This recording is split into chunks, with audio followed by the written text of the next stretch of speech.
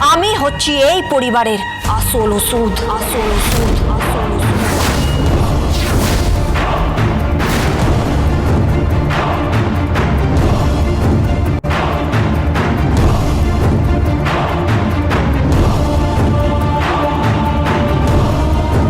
তোমার বোনের সাহসটা দেখলে? কেন? ভুলটা কি বলেছে? বড়দা তো নোংরা খেলা খেলছে তো নোংরা খেলা। এখন তো মনে হচ্ছে বড়দা ইচ্ছাকৃতভাবে বিয়েটাকে বন্ধ করেছে। আর ওই পদ্মর সঙ্গে কৃপানের বিয়ে, কেউ যদি তামা তুলসী আর এক গাদা গঙ্গা জল নিয়ে বোঝাতে আসে আমাকে যে গীতা বিয়েটা দিয়েছে, আমি কোনোভাবেই বিশ্বাস করব না। তুমি আমার চোখে নয়, পরিবারের চোখে নয়, আইনের চোখে ছোট হয়ে গেছো বড়দা। নিচে নেমে গেছো, তুমি নিচে নেমে গেছো।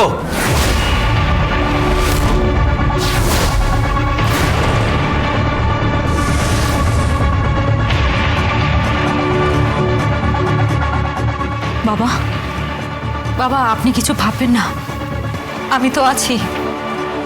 আপনি শুধু কেসটা জিতুন। আপনাকে যে করেই হোক কেসটা জিততে হবে। কিন্তু আমার ঘরটা ভাঙবেন না বাবা, প্লিজ প্লিজ। আমার বরকে বোঝান। আমি আর পারছি না বাবা, বিশ্বাস করুন, আমি আর পারছি না। আমি বড্ড ক্লান্ত আমি।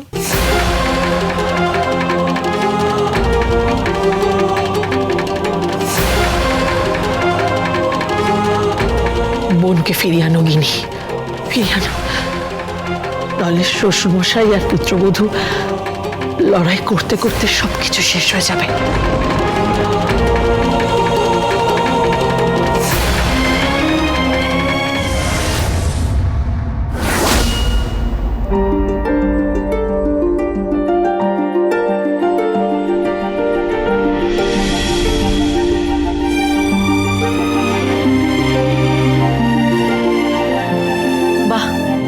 সুন্দর লাগছে তো তোমাকে হারটা। খুব দামি না? হ্যাঁ, প্রায় 2.5-3 লক্ষ টাকা তো হবে।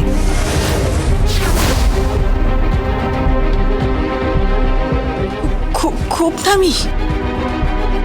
এ আর কি দাম,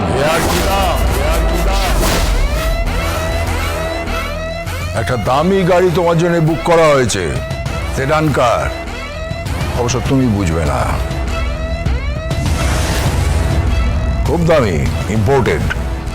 তোমার জন্য একটা ডুপ্লেও বুক করেছি, সেখান থেকে তুমি হানিমুনে যাবে সুইজারল্যান্ড।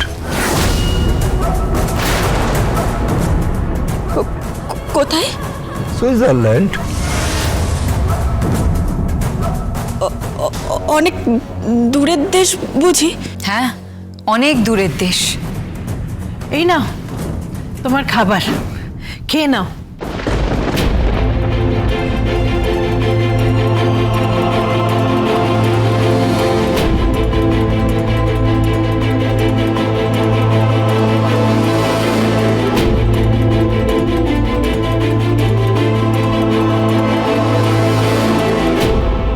কি কাঁদছো কেন? তোমার চোখে জল? আমি এত ভালোবাসা আমি কখনো পাইনি, কখনো পাইনি।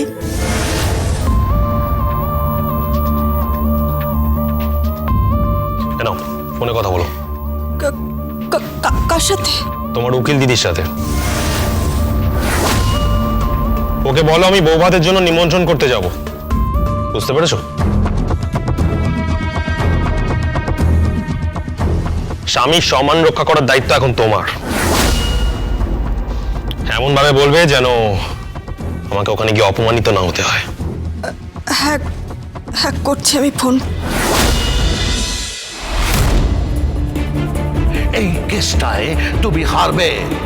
তুমি তোমার নিজ উদ্যোগে তোমার বাড়ি থেকে পদ্মকে কোলে সাজিয়ে পাঠিয়েছ কৃপাল ব্যানার্জির বাড়ি, একই লগ্নে বিয়ে দিয়েছ, কারণ তোমার টাকার প্রয়োজন ছিল। তোমার বড় বাড়ি, বড় গাড়ি, এসবের প্রয়োজন। ঠিক একইভাবে তোমার দিদি ফাঁসিয়ে এ বাড়িতে ঢুকেছিল, তুমিও ঢুকেছ, সেটা প্রমাণ হয়ে যাবে। আমি কোর্টে প্রমাণ করে দেব যে তুমি করাপ্ট, তুমি বিক্রি হয়ে গেছো।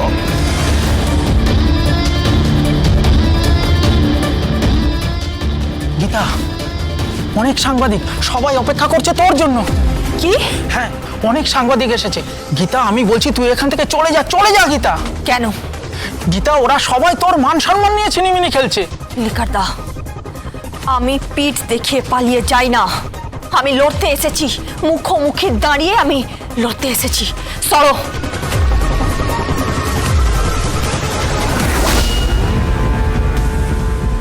অগ্নিচিৎ মুখার্জির বাড়ির বউ হওয়ার পর আপনি নিজে পদ্মরানী দাসের সাথে কৃপান ব্যানার্জির বিয়ে দিলেন। কি কৃপান ব্যানার্জিকে বাঁচানোর জন্য? এভাবে শ্লোদানির পর পুরুষ মানুষরা যদি সেই মেয়েটিকে বিয়ে করে নেয় তাহলে তো অপরাধের শাস্তি কিভাবে হবে? আপনি যে প্রতিশ্রুতি দিয়েছিলেন কৃপান ব্যানার্জির জেল হবে, সাজা হবে, আপনি সেই প্রতিশ্রুতি রাখতে পারলেন না কেন? আপনার সঙ্গে ঠিক কত টাকা চুক্তি হয়েছে? নাকি ছেলের সঙ্গে বিয়ে হয় আপনি বিক্রি হয়ে গেলেন? আপনি একজন উকিল হিসেবে আপনার কি মনে হয় না আপনি নৈতিকভাবে অনেকটা নিচে নেমে গেছেন?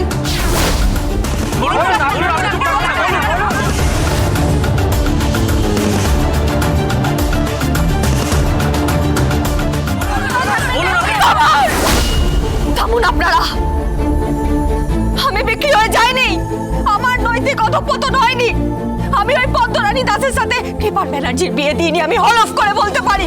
আপনি মিথ্যে কথা বলছেন। আমাদের কাছে প্রমাণ আছে পদ্মরানী দাস এই বাড়িতেই থাকতো এবং এখান থেকেই সে বেনারসি পরে বিয়ে করতে গেছেন এবং এর সঙ্গে আপনিই যুক্ত ছিলেন। আর এই পুরো জিনিসটাই আপনি নিজের দায়িত্ব নিয়ে করেছেন।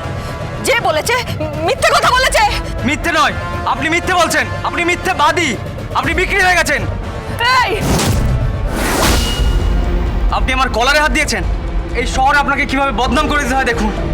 আপনার ধারণা নেই আমাদের কতটা ক্ষমতা। এই শহরের, এই পুরো দেশের পিলার আমরা। শুনুন শুনুন শুনুন শুনুন,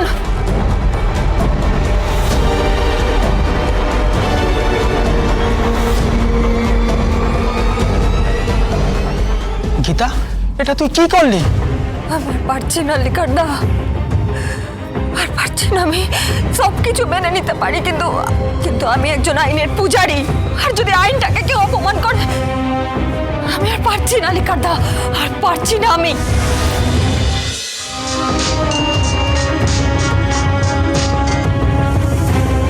হ্যালো, পদ্ম বলছি। কেন ফোন করেছিস তুই এখানে? কেন ফোন করেছিস? এতক্ষণ আমাকে এখানে অপমানিত হতে হয়েছে, বুঝতে পেরেছিস? অপমানিত হতে হয়েছিল। সাংবাদিকরা আমাকে আমাকে ঘিরে ফেলেছিল। বুঝো, আমি বিক্রি হয়ে গেছি, আমার নৈতিক অধঃপতন হয়েছে। তোর সাথে কৃপান ব্যানার্জির আমি জোর করে বিয়ে দিয়েছি। মিথ্যে মিথ্যে, সবটা মিথ্যে। তোর জন্য পদ্ম, তোর সম্মান বাঁচানোর জন্য। তোর শ্লীলতাহানি হয়েছিল বলে আমি কেসটা লড়তে গিয়েছিলাম। ফ্রিতে আমি কেসটা লড়েছি, একটা ফি নি। দিনরাত এক করে দিয়েছি, নিজের জীবন বিপন্ন করে দিয়েছি শুধুমাত্র তোর জন্য। তুই এত বড় অকৃতজ্ঞ। আমি ঘর পেয়েছি। আমি একটু স্বার্থপর হয়েছি উকিল দিদি।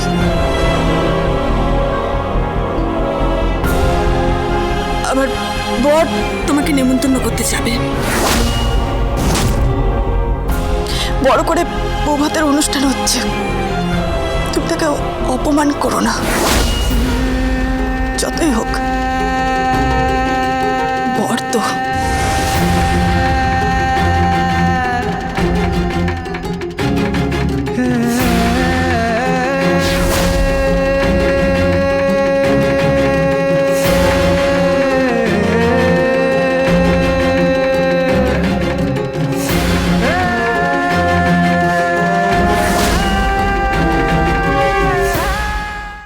আজকেও কি সাংবাদিক? নিশ্চয় আপনি পাঠিয়েছিলেন। হ্যাঁ, আমি পাঠিয়েছি। এটা আমার 3 নম্বর চাল। আমি আপনাকে বলে দিচ্ছি, আমি কোনো চাল চালবো না। আমি আইনের পথে চলবো, বুঝতে পেরেছেন? আর রইল পদ্মর কেসটা, এই পদ্মরানী দাসের কেসটায় যদি আমি কৃপান ব্যানার্জিকে সাজা না দিতে পারি, তাহলে আমি আদালত চত্বরে ঢুকবো না আদালত চত্বরে। নামটা মাথায় রাখবেন, অ্যাডভোকেট গীতা LLB।